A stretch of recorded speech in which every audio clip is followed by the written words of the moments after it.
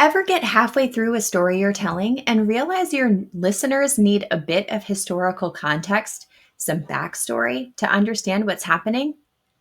I went to a party on Saturday night, and while everyone was getting hammered, I went around and hid bits of raw meat all over the house: beef, chicken, eggs, you name it, whatever I could find in my dad's fridge. See, the girl hosting the party had spent the last school year terrorizing a friend of mine, spreading rumors, blaming her for vandalism, stuff like that. So, anyway, several weeks go by. Party girl complains at lunch loudly about a stink in her house that nobody has been able to find. That is until her mother finally got frustrated enough to call a professional home cleaner. And let's just say that old meat no longer resembled meat when they found it. Did you notice the backstory in the paragraph I read? Without knowing the party host had been terrorizing a friend, the narrator appears to be making mischief for the sake of making mischief. Worse, the narrator comes off as a complete and utter jerk. With the backstory, however brief, the narrator comes off more as a rebel, someone exacting revenge on behalf of a friend. The backstory is needed in the moment to understand the contextual landscape of the information being provided for the events at hand. And when it comes to backstory, placement and effective weaving is key to giving your reader enough information without overwhelming them with a history lesson. So, how can you craft artful backstory? Backstory is a literary device that allows you to tell your reader what happened before page one of your story, and it influences your plot, themes, subtext, and characters, including character fears, motivations, values, goals, and worldview. Because backstory takes us back in time, though, it always disrupts the present narrative, no matter how it's delivered. Exposition, which I used when I read the paragraph before, dialogue, including internal thoughts, and flashbacks are the primary tools of backstory delivery. Authors wield backstory for lots of reasons, but knowing when to include backstory and how much often comes down to two critical questions. Does the reader need this information? Does the reader need this information right now?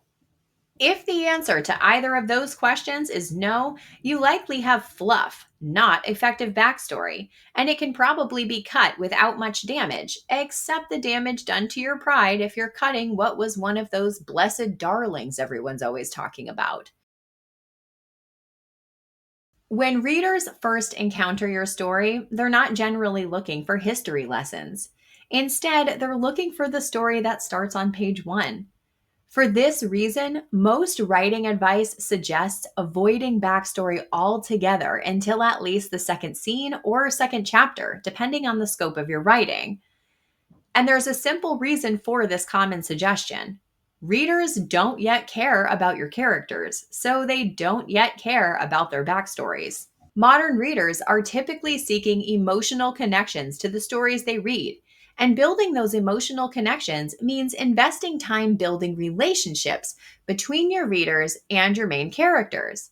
Getting to know those main characters in their lives today, as if the reader could walk outside and meet them on a sidewalk, is a great way to make introductions. This is why many speculative fiction stories begin in medias res, in the middle of things, the literary equivalent of learning by doing.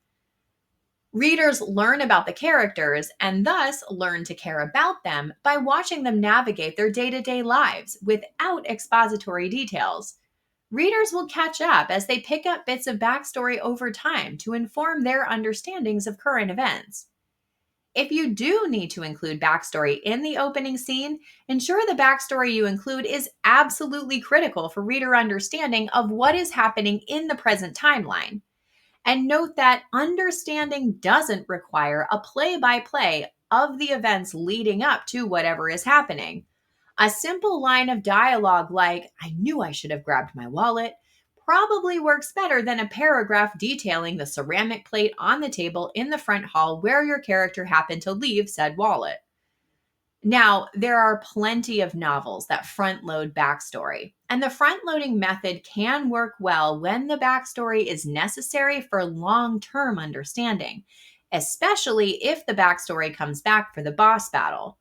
Novels like The Three Body Problem and The Passage come to mind, though both of those novels are parts of a series, which is telling on its own. As an exercise, open a standalone novel or a few on your shelf, preferably one published within the last 15 years or so.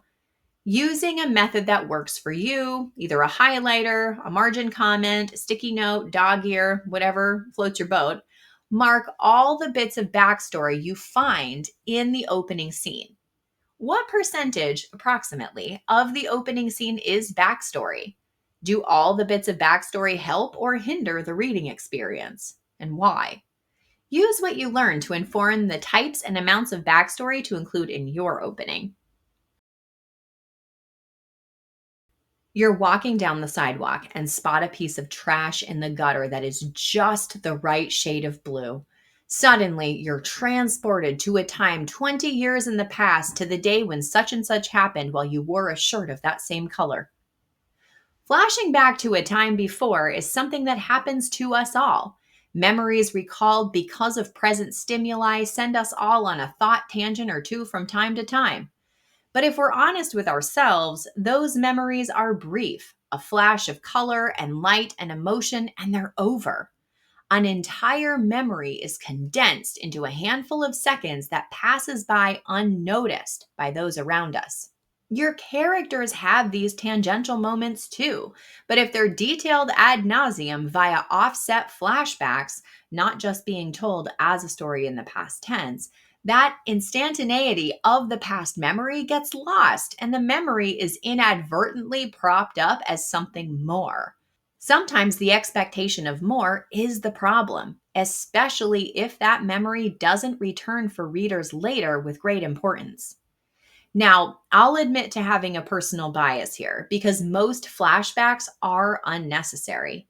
In dual timeline novels following characters in the past and the present with purpose, flashbacks aren't offset as flashbacks at all. They're part of the story itself.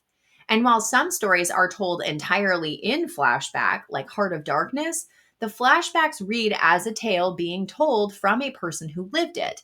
They aren't offset and italicized in the middle of a chapter disrupting the narrative.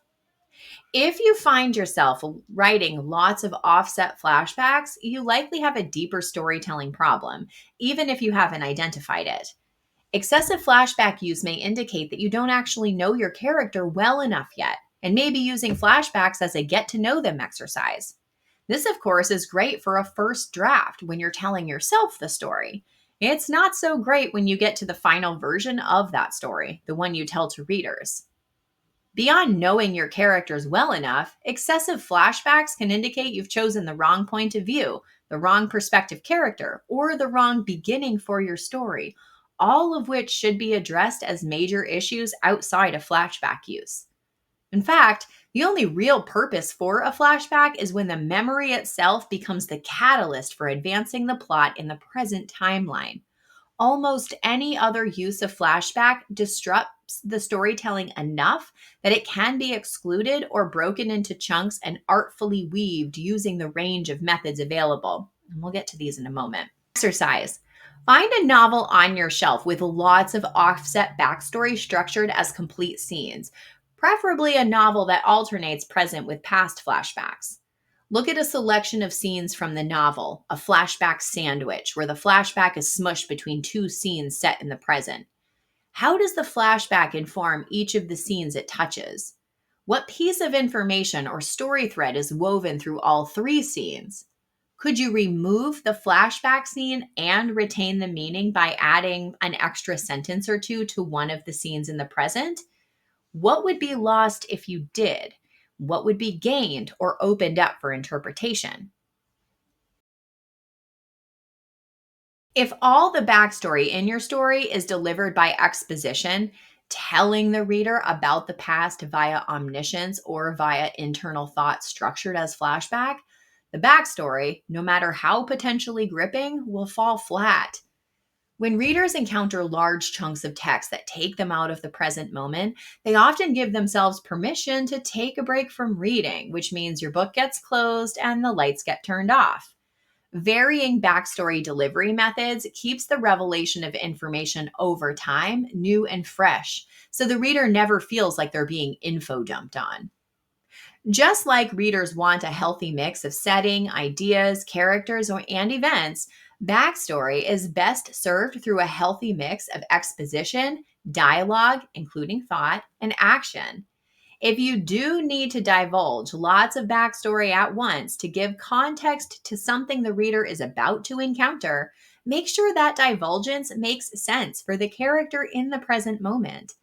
A conversation that highlights certain key points in a character's backstory may be more powerful than a soliloquy or monologue, or the dreaded "as you know, Bob" conversation, which can derail the narrative.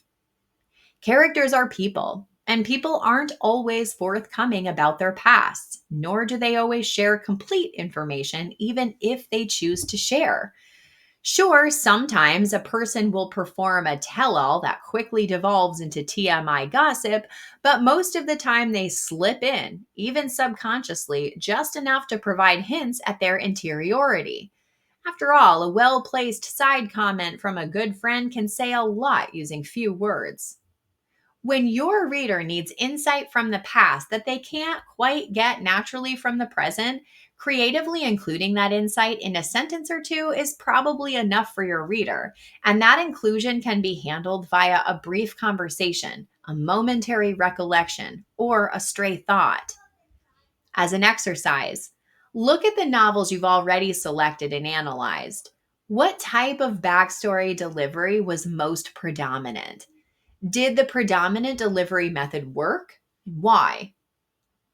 Did you note any backstory that seemed excessive or unnecessary? What about it didn't work for you? What can you learn about artful inclusion of backstory from the novels you selected? And are there still open questions?